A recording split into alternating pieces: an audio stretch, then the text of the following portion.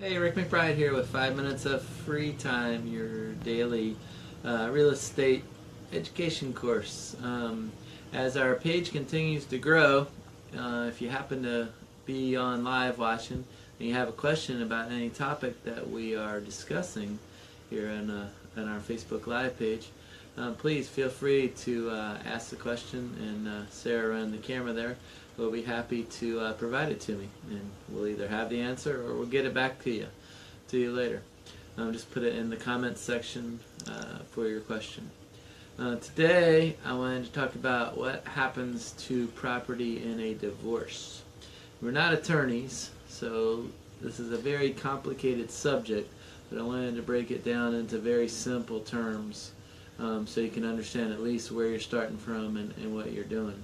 First of all, divorce sucks, and while maybe you're happy to be free from the person that you thought you were going to spend the rest of your life with, the process is extremely stressful, as we all know, on even the calmest of nerves.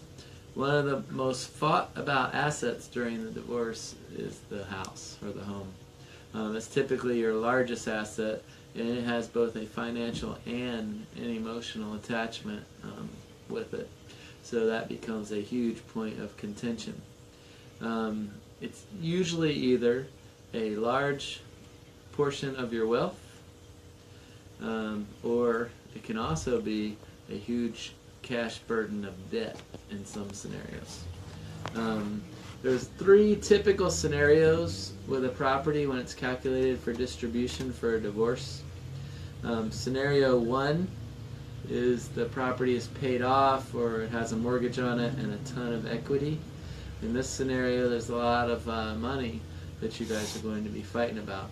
It's often unlikely that one party has enough to buy the other one out. Let's take a house, say, worth $300,000 that you owe 50 grand on.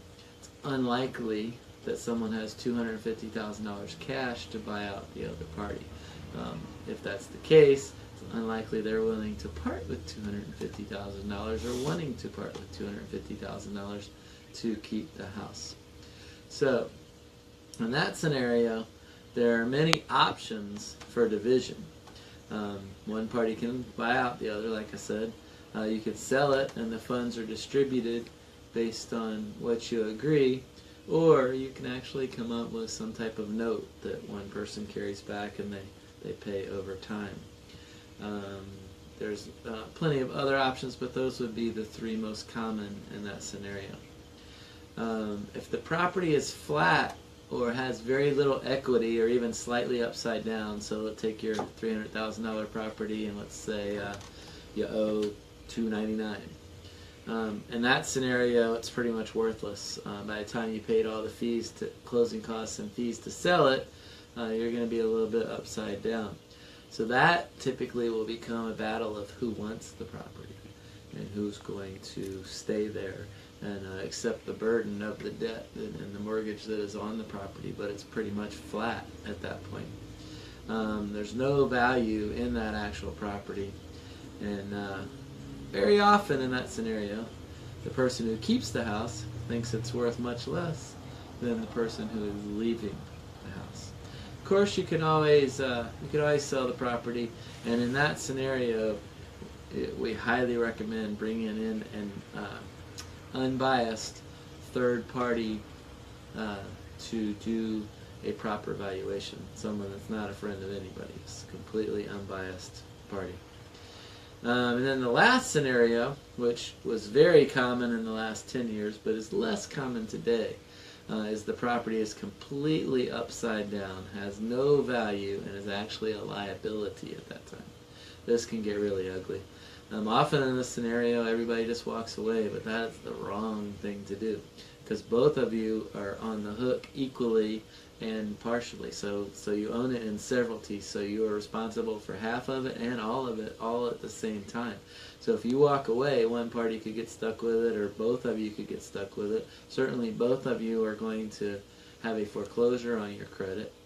In this scenario, a short sale is usually a very good option. Short sale will reflect poorly on your credit, but not nearly as bad as a foreclosure. A short sale is where the bank agrees to sell the to accept less on the loan that they own, on the loan that you owe, and forgives the balance of the debt at sale. So, for instance, in your $300,000 scenario, let's say you owed $400,000 on that property. Well, we sold it for $300,000, and they would then forgive the $100,000 debt to both parties. Of course, you will have to cooperate during this, and so you'll need someone who is very good at dealing with high-stress emotional situations.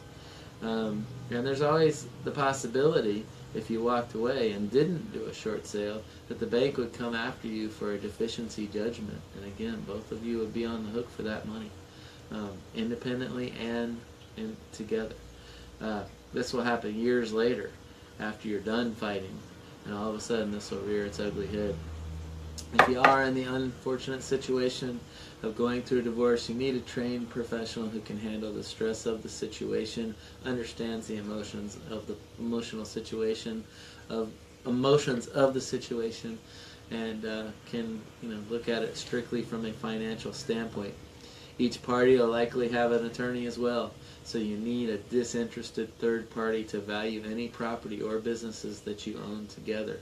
We aren't attorneys. We can't tell you what to do in your divorce, but we can properly value the property and guide you through the process of selling the property or business if that's the course you decide to take.